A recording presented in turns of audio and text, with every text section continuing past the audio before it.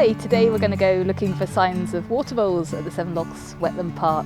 So this is a really great activity for children and allows them to get up really close to nature. The mapping part of the exercise is also really good for improving children's skills in identification, numeracy and communication. The water voles are a protected species, so we need to be a little bit careful when we're moving around them.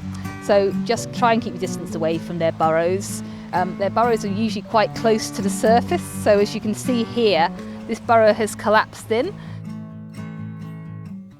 So how will you know if you've seen a water vole? I'm going to give you some tips on identifying. So quite often people mistake them for rats, but I'm going to give you some tips on how we know that they're not. So they're about the size of a guinea pig, which could be confused with a rat, but they've got nice little blunt faces, whereas a rat has quite a pointy face to look at. They also tend to be a darker brown to a black colour, whereas rats tend to be more grey.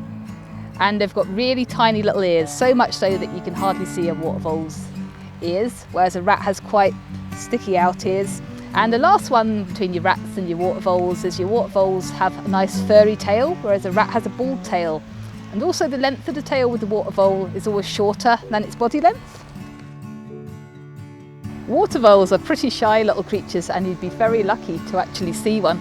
So I'm going to show you some ways of telling if water voles are living in a bit of grassland. So the most obvious sign you can look for is the water vole's burrows. Grassland water voles make mounds a bit like molehills. So the difference is they tend to be a bit smaller and you tend to get them in quite large groups.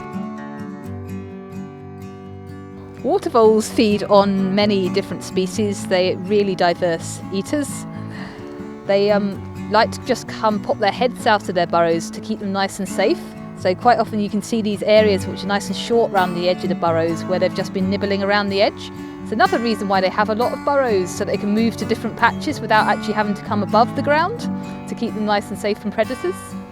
So a wee way to tell if a bit of vegetation has been nibbled by a water vole is to look for a diagonal slant at the top of the blade of grass or the leaf.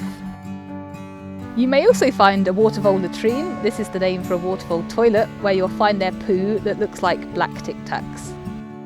So it's great if you can record your water vole signs. And a really good way to do this is to download yourself a map.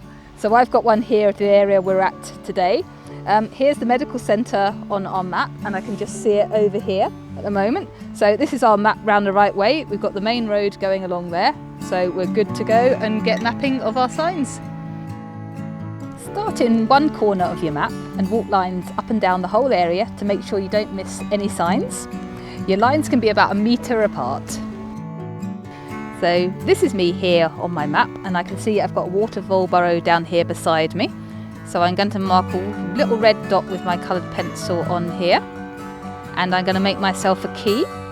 So I'm going to make red dots the symbol I'm going to use for all my burrows. So I'm just going to write burrow beside that, and then I'll do the same for the other signs I find. I'll make a new symbol for each different sign I find, and I'll mark them on my map.